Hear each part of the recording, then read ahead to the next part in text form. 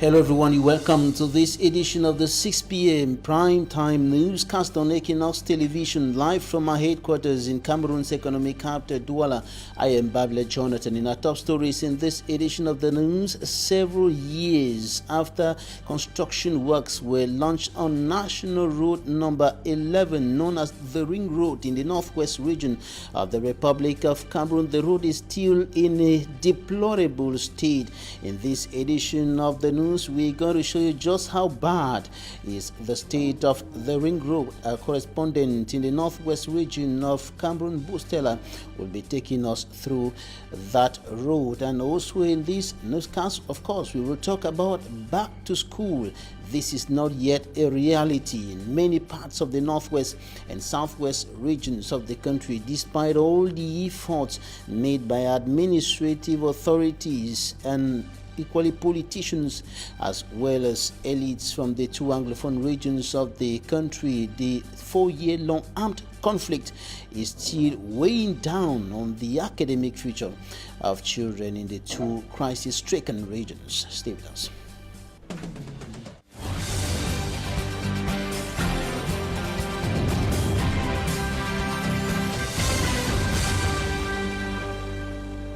We begin this newscast on National Road number 11, known as the Ring Road in the northwest region of the Republic of Cameroon. Several years after construction works were launched on that road, the state of the road remains very bad. And coming up, our northwest correspondent Bo Stella takes us through the stretch of the road from Bui to Donga Mantum and Donga Mantum to Menchum back to Bamenda. Her report.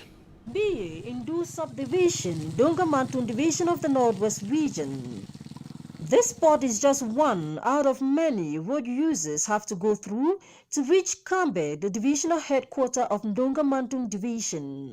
It is part of the much talk about Ring Road whose project has been on. In the dry season, the road is not only dusty but the cause of many illnesses. During the wet season, like it is the case now, long hours are spent pushing and pulling vehicles stuck in the mud.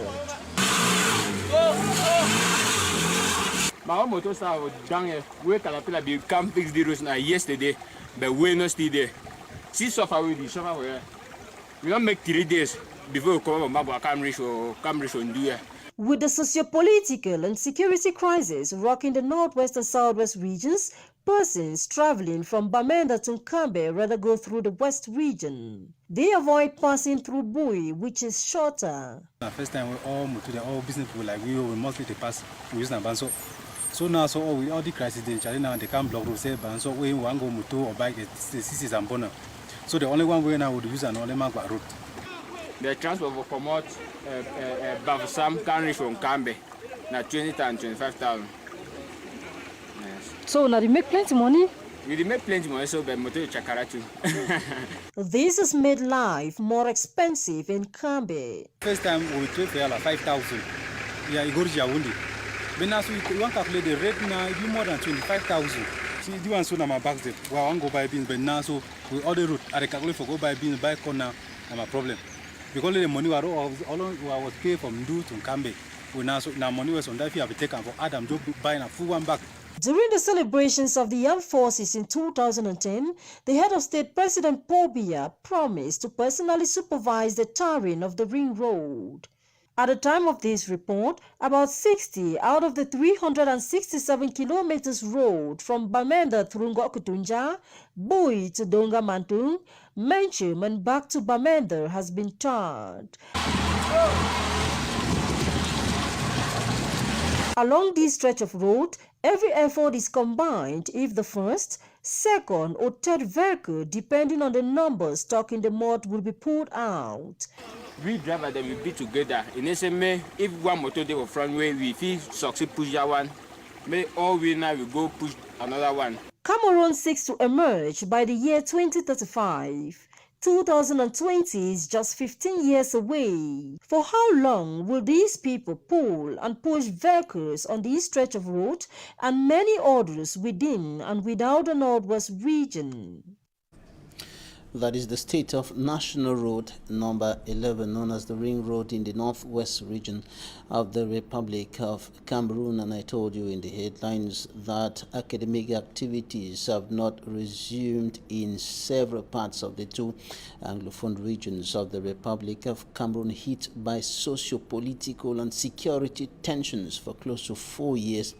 Today, the crisis is still having a huge impact on the academic future of students and pupils in the two Anglophone regions of the country. And despite all the efforts made by administrative authorities who went campaigning for back to school and urging parents to send their children to school, and even carrying out cleaning works at the level of some academic institutions, especially in the remote parts of the region, academic activities have not resumed. An example in this newscast is Benakuma in the Menchum Valley subdivision, in the Menchum Division Northwest region of the Republic of Cameroon. And we're going to show you the efforts made by the divisional officer and other persons as well as the inhabitants.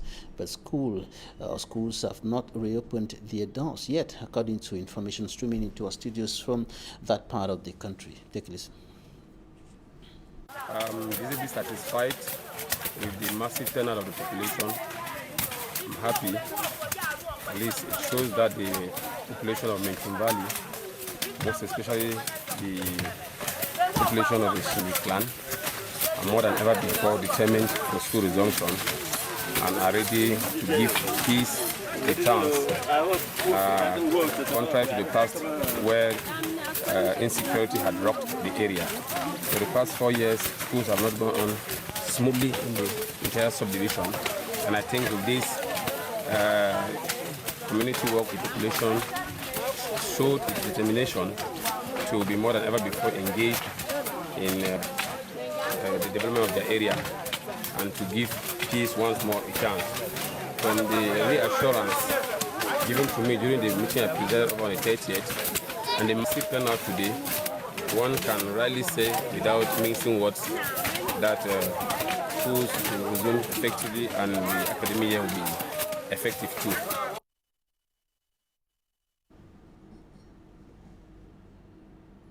The socio-political and security climate in the northwest and southwest regions of the country has been unstable and uncertain for close to 4 years today, and some experts and observers think that this is because the government of the Republic of Cameroon is not bringing everybody on board to find solutions to the crisis, which has continued deepening with many people killed, hundreds of thousands displaced, and houses and hundreds of villages burnt down.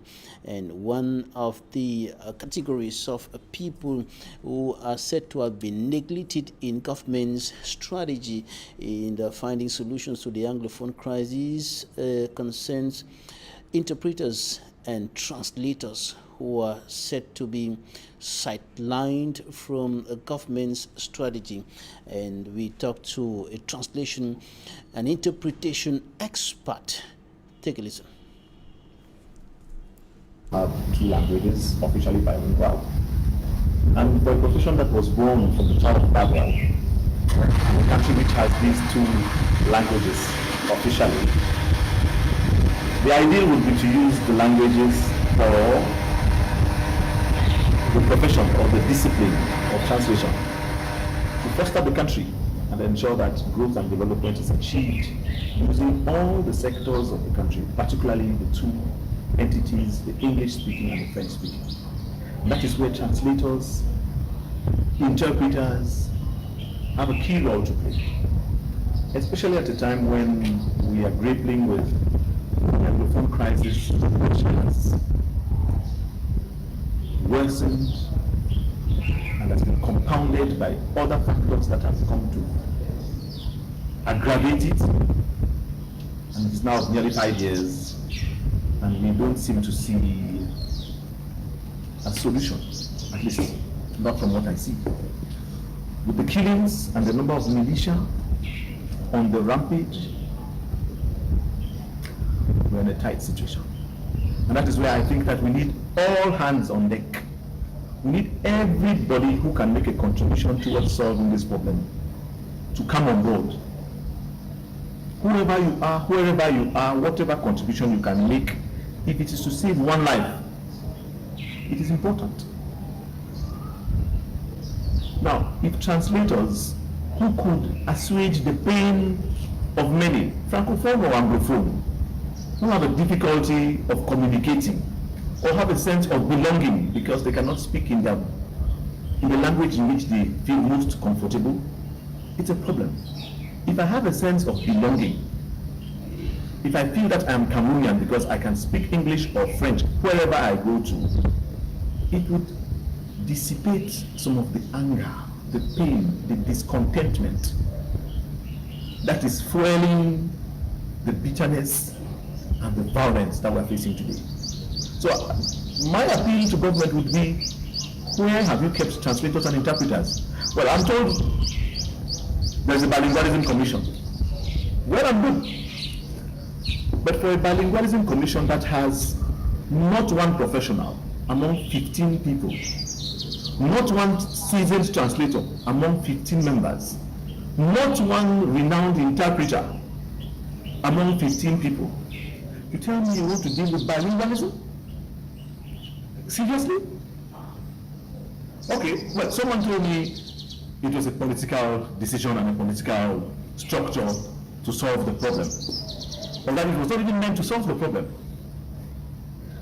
Okay. So what has it become? What has it achieved? No, I think that we live only once. We all love this country. At Togo, former chargé de mission at the National Assembly, former president of the Association of Professional Translators and Interpreters of Cameroon, APTIC, former International Criminal Tribunal for Rwanda Conference interpreter and currently African Development Bank consulting interpreter is a guest in this edition of the news. Meet him in Talking Point. On to something else now. Cameroon's Prime Minister, Chief Dr. Joseph Diangote, has urged the ministers of education in the country to ensure the strict respect of anti-COVID-19 measures as the 2020-2021 academic year unfolds. He was speaking during today's inter-ministerial meeting on the evaluation of government's response to the pandemic. The ministers of basic and secondary education, Laurent Sech, Etundingwa, and Pauline Nalova Lyonga, speaking during that meeting, said the measures put in place to stop the spread of COVID-19 are being respected by school officials, teachers, students, and pupils across the country. And the Prime Minister told the Minister of Public Health, Dr. Manauda Malachi, to continue implementing government's COVID-19 response strategy. And to the Ministers of Transport and the Delegate General of National Security, the Delegate General for National Security, Prime Minister Chief Dr. Joseph Diangote said they should step up surveillance at the borders of the country to make sure that COVID-19 is not imported into the country. In the meantime, some schools are complaining over the difficulties they are facing as a result of the anti-COVID-19 measures imposed by the government. Schools in Betwa in the East region are finding it difficult to respect some of the anti-COVID-19 measures, notably the two-shift strategy and, of course, the 50 per class instruction from the government. They are lamenting over infrastructural and employee challenges. Immaculate Fogwe. Students and teachers of government school Mokolo 4 in Betwa respecting some of the anti-COVID-19 measures. At the entrance of the campus, all students are obliged to wash their hands with water and soap and then put on their face masks. While on campus, an obligatory COVID-19 test is carried out on students and teachers.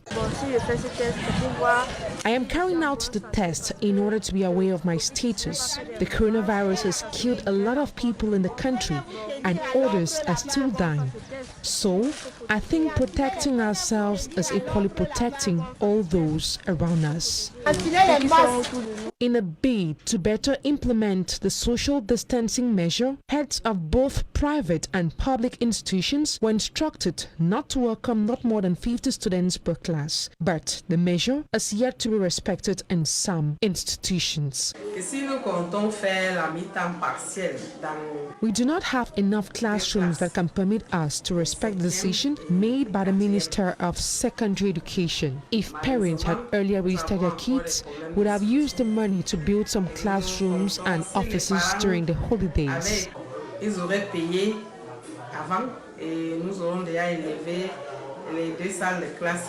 At Government Primary School Betwa 2, additional classrooms were built, but the major problem the school is facing is limited number of teachers.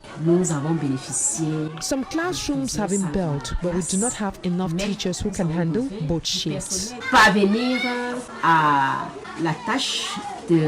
The strict implementation of anti-COVID-19 measures is far from being fully respected in the east region of Cameroon as school officials advance challenges running from infrastructures to inadequate personnel. Limited infrastructure and staff is a problem affecting several schools, especially those in urban centers, as they struggle to respect the anti-COVID-19 measures.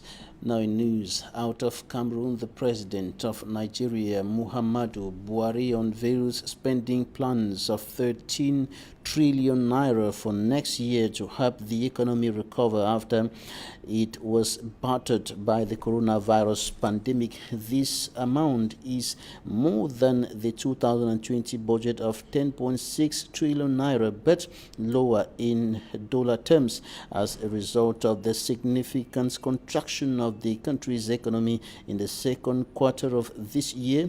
It now faces possible recession.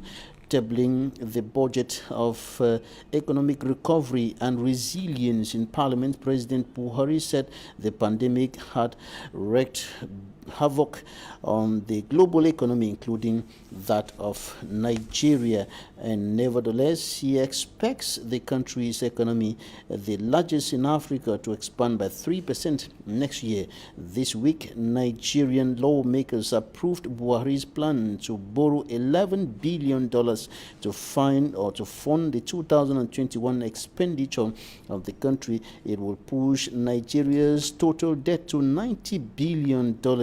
Buhari's spending plans will be implemented only if they are approved by lawmakers. And the CEMAC sub-region is facing financial difficulties to foster its integration project adopted by the heads of states in 2019. And members of PREF-CEMAC and the CEMAC Commission are currently in France to cajole investors and attract fundings for the sub-region, which is in need. For me, Armstrong Sander, files in details. The Economic and Monetary Community of Central African States, CEMAC, continues to suffer lapses in integration compared to neighboring sub-regional groups like ECOWAS in West Africa. During an extraordinary summit held on the 22nd of November 2019 in Yaoundé, Cameroon, the Conference of Heads of State approved 12 integration projects to accelerate economic integration and development in the CEMAC sub-region. These projects relate to the facilitation of transport and trade, the production and interconnection of electricity and communication networks, the construction of the common market and economic diversification, and finally, human capital. The heads of state requested the presidents of PREF-CEMAC Steering Committee and the president of CEMAC Commission to urgently proceed with the mobilization of the necessary fundings for the effective implementation of these integration projects as soon as possible. Acting as demanded by the heads of state, a high-level delegation of CEMAC is currently taking part in the 4th edition of the Paris Infra Week from the 5th to the 9th of October 2020 in France. I think it's a very good opportunity that we have to have seen these projects, this integration project of the CEMAC, the different countries of the CEMAC. According to Professor Michel Srinjana Wembu, member of the delegation and permanent secretary of PREF-CEMAC, the Paris International Conference on Global Investment, dubbed Paris Infra Week, presents a prime opportunity to promote the integration project of CEMAC. He adds that the conference brings together international financial institutions, development banks, international banks and private investors at the same time. I'm ready to invest in CEMAC countries, not help, because I think that it's a win-win deal. When I invest in CEMAC countries, I hope that I will also have a rentability, a profitability of my investment. It should also be noted that a high-level delegation led by His Excellency Gilbert Ndongo, Minister of State, Minister of Economy, Industry and Public Portfolio of the Republic of Congo, who is also chairman of the steering committee of the CEMAC Economic and Financial Reforms Program, took part last Thursday in the 13th International Meeting on Public-Private Partnership. The international campaign will culminate in the roundtable to be held on the 16th to the 17th of November 2020, with a view to collecting pledges from partners and investors for the financing of CEMAC's integration projects. Talking Point is up next.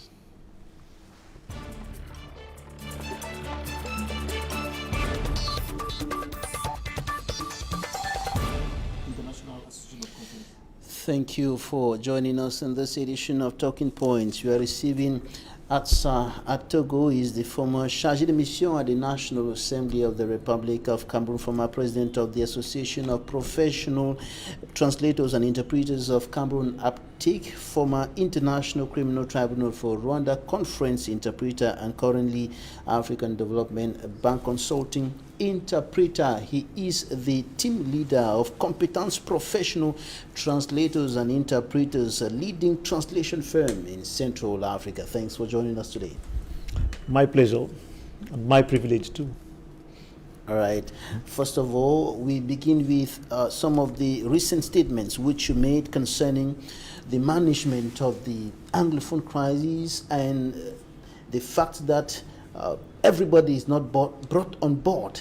And one of the people you highlighted as people who have been neglected, people who have been forgotten or sidelined in the management of the crisis, in government's efforts to solve the crisis in the Northwest and Southwest regions, are interpreters and translators. First of all, what do you think about the management of that crisis? You know, I've followed quite a number of speakers on this panel and elsewhere. My question, Babila, is anybody listening? So I take no delight in coming to talk about it because many people, better people, experts have talked about it. And 5 years after, we are nowhere close to the end of the woods. We're in a tight situation, and you know better than I do that we are not where we are supposed to be. We could do better. So if you ask me specifically,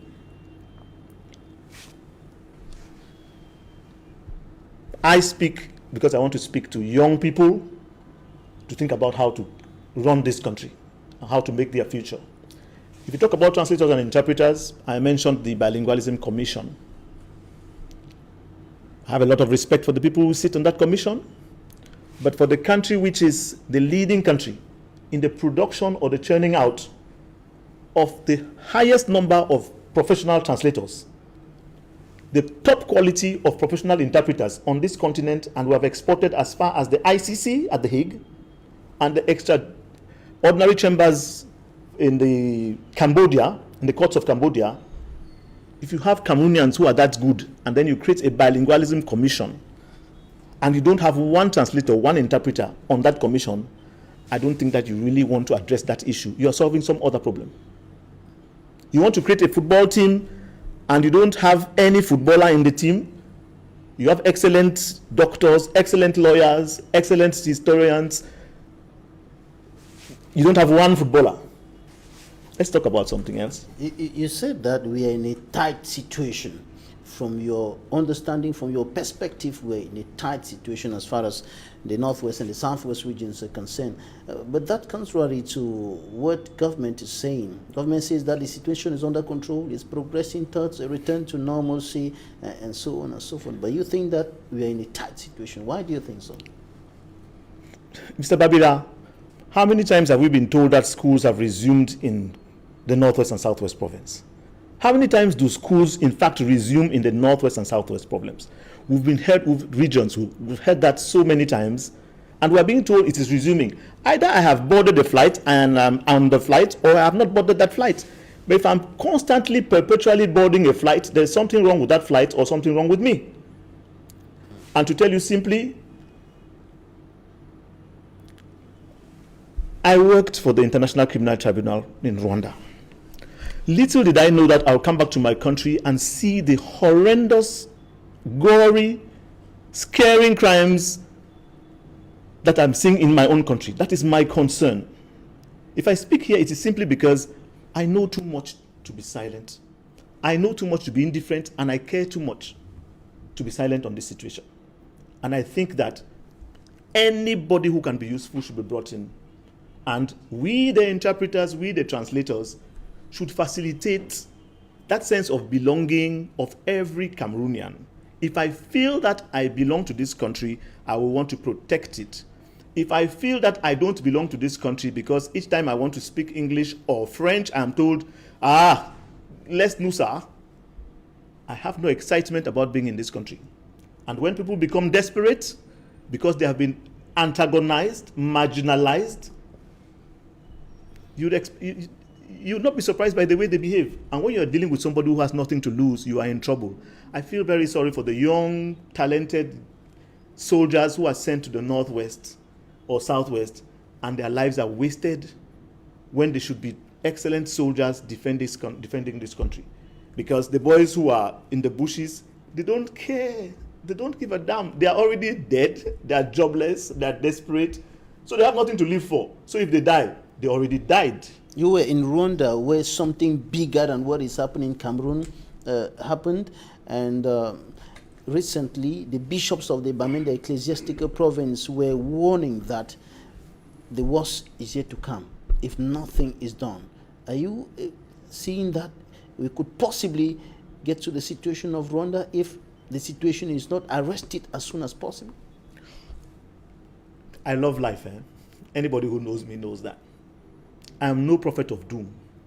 I pray for this country, I fast for this country, and we are praying for this country, and we pray that it does not happen. But if we continue to do the things that we are doing and expect contrary results, we are in a soap bubble, and it is not fair. I think that, and I want to believe that somebody is listening, our appeal has been to the Bilingualism Commission that translators and interpreters be used. If we don't sit in that commission, that's okay. But let our services be used. My issue is you have ministers and directors speaking English or French, which they really cannot speak. Why don't they speak their mother tongue or the language they master best and then get interpreted? One of the worst days in my life in the National Assembly was when I was interpreting an Anglophone Secretary General from French into English. He should have been speaking English and be interpreted into French. But for some reason, you'd ask him, why is an Anglophone Prime Minister, General Director, or whatever, always speaking French? Speak English or speak French and be translated perfectly into English or French by people who have been trained to do that. They will feel a sense of respect, they will be paid for it, everybody will be happy to live in this country. That is what we desire, and that is what we should have. Why shouldn't we? But they may tell you that speaking French or English depends on the audience. If they have an audience that is 90%, for example, French speaking, they will speak in French so that the message should go through. You see, that is where we miss it. The wrong people. A lawyer starts telling a medical doctor how to operate. Ask us to tell you how it works in communication. That is where I feel sorry that after the grand dialogue, There are many questions about it. I don't want to get into that. After the grand dialogue, there's a recommendation about recruiting interpreters and translators. It is ongoing.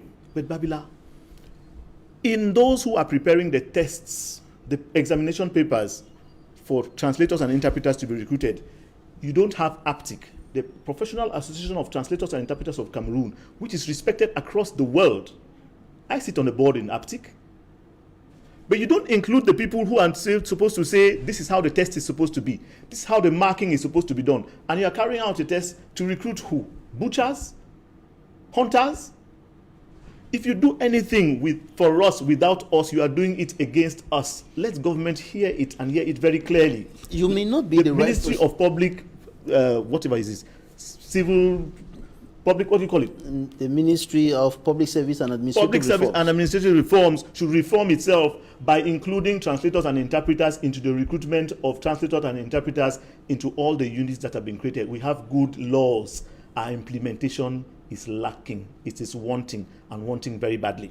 You may not be the right person to answer this question, but from your findings, you may have some ideas on why a body like the Bilingualism Commission, which deals with language, failed to recruit the renowned translators and interpreters, the professionals of language. I am not an advisor in government. I don't know who did the recommendations for those to belong to the organization, to the body that is called the Bilingualism and Multiculturalism Commission. I have no ambition to sit there. Okay? But I'm just saying, if you create a body that has only advisory powers, I don't know how much it can achieve in a crisis situation where lives are being lost. I don't understand why we should have a Bilingualism Commission which, by its powers, its authority, is already limping because it is only advisory. Its advice may be taken or not taken. And then even by its membership is limping. What is it going to produce? And what has it produced? I would like to see it. I would salute and I would applaud it. But I spent a day trying to make an appointment to see the authorities at the Bilingualism Commission to say, please, use translators and interpreters. There's a president, Madame Lomgoy, Leontine, hold a meeting with her and her bureau and see how to include us on board. Let us help 1 inch, 1 notch, 1 step to solve this problem. Our appeal was made on the International Translation Day, which has to do with words to solve a crisis. We need those words, we need language, we need communication to solve the crisis in which we are. We have never been in a crisis like this. Because up north we have problems, to the south and northwest we have problems, to the east we have problems, in the center, in Douala where we are, we have police all over, we have issues. Let us solve them. And whoever can make a contribution should be brought on board. Whoever can make a contribution should be brought on board, including translators and interpreters. What change can translators, professional translators and interpreters, renowned translators and interpreters like you can bring to what the National Commission on Bilingualism, the Commission on Bilingualism and Multiculturalism is already doing? We will bring advice. We will bring expertise advice. We will make sure that the language used, the diction, the parlance, the quality of language for communication is better, for one. Two, and if it is better, that sense of belonging, which is missing more and more for those who have been, they were so marginalized. That is why they started protesting, and because their protests were met with violence, they have now taken up arms in return, and we are facing a situation which is an embarrassment to all of us. Now, if they feel a sense of belonging because they are respected because they speak English or French and it is well spoken and well written, it will lower the tension, the pain, the shame, and the crisis. So, in terms of quality of what we produce, and this will even bring in foreign investments. Why is Cameroon not the hub for international conferences in Central Africa? We could be like Nairobi, bringing in a lot of foreign currency.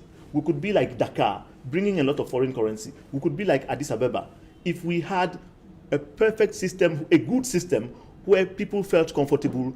You'd use the human resources of translators and interpreters, and then you'd use our hotels, we would then create the roads and create the atmosphere for employment. That employment would reduce crime wave. Crime wave would bring more investments, and we would all be the better for it. So if a few translators and interpreters are on that commission, Margaret Campbell Monjoa is there in Boya. She's a senior citizen. She can be of help. Ngong Roland is a senior citizen. He's around, he's available. He could give key advice. Even Isaac Musonge, it's not because his brother is in the commission that he would not sit there. He's a Cameroonian. He has what it takes. He has the wherewithals and the skills. He has respect among all of us. He taught me. They are excellent and expert, qualified persons who could sit there and who could just give advice. Are they being contacted? Has anyone talked to them? Are you saying that the translators that the commission is using now, maybe to translate some of its documents into both official languages, are not delivering the goods? Are not? I don't know who they are. I hear the young men who have been recruited to work to serve that board, which is a very good thing. But I'm talking about the decision. They will only say he has said, he did not say, he has said, he wanted to say. But who is saying? I'm saying if it has to do with bilingualism in this country, the translators and interpreters should be the ones saying whatever is happening. We should be calling the shots. If it's a political problem, go and solve the political problem. If it's a bilingualism, communication, and language problem, use the professionals, use us. But if you don't use us, Babila, you're my witness. We have stretched out a hand of fellowship to the Bilingualism Commission, and by extension to government. Use translators and interpreters. Don't appoint staff from École Normale and from I don't know where. I have a colleague in one of the ministries. Her boss has no clue about translation and interpretation. How do you run a service like that? Until we get to a day when you tell me a nurse and a medical doctor are the same, they are all dealing with health. But if you give a nurse someone to operate, then you know that there's a difference between a nurse and a surgeon. That is, I'm quoting my friend Fosse Armel, another translator interpreter. All right. You need professionals in this domain. What does it take to be a professional, a good translator and interpreter? You need to be trained. You need the skills. A translator and interpreter has a first degree in any subject, does a professional exam to go to ASTI, for example.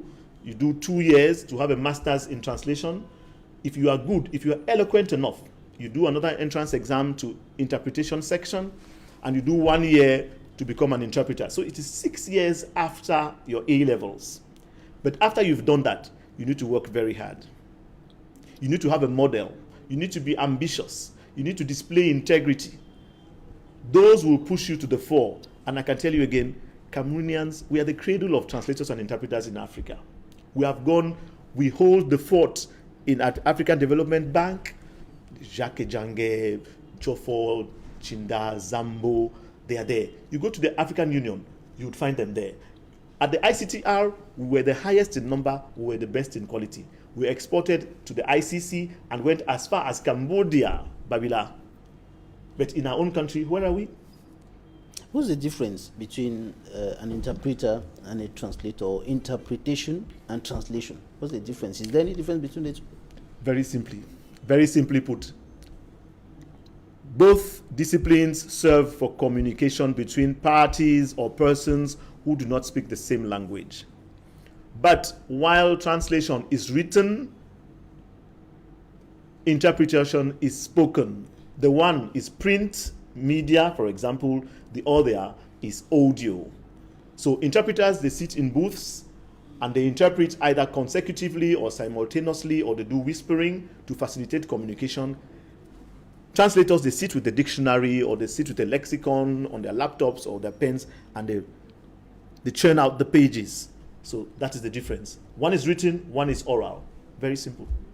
Is there no difference at the level of what is translated, the translated product, that is saying what is said in one language in another language, and then speaking?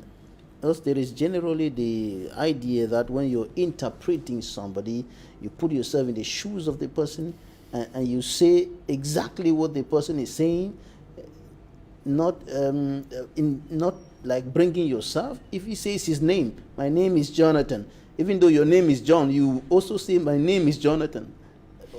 Yes, now it looks like you've been flirting with translators and interpreters because you are speaking like an expert, Jonathan. Yes, if you want to interpret somebody, you put yourself in that person's place, you espouse his views, his convictions, and you communicate them. You are not the one on board, it is that person. So you will say, my name is Jonathan. All right, and then there's also an issue with tone and, the emotions of the person, the actions of the person, body language and all of that. All of that. For example, at the tribunal, you are interpreting a judge who is rendering a judgment. A judge is solemn, he adorns the profession, he's dealing with the lives of human beings. It is going to deliver a judgment for the acquittal of somebody or the sentencing of a genocide perpetrator. He is serious, solemn, and grave. He delivers. You have a witness who is a lady who has been raped by 10 Interahamwe, and she's weeping. You cannot interpret that lady the way you interpreted the solemn judge. You have a lawyer who is speaking as fast as a Kalashnikov, like a Senegalese lawyer. He's going that fast. You need to get into that speed to interpret him, to communicate him and his message. So you need to identify with any speaker. You need to espouse his views, his convictions, to be able to faithfully communicate or convey them. So you're right. Right. At Togo, former chargé de mission at the National Assembly, former president of the Association of Professional Translators and Interpreters of Cameroon, now a board member of that institution, APTIC, and a former International Criminal Tribunal for Rwanda Conference interpreter, and you're currently the African Development Bank Consulting interpreter, and of course, lead team member of Competence, a leading interpretation and translation firm in Central Africa. Thank you for joining us today. My pleasure, Babila. Thank you very much for the work you're doing. We hope it makes a contribution. We hope someone is listening. Thank you. Thank you. Thank you, ladies and gentlemen, for staying with us. That's it for today.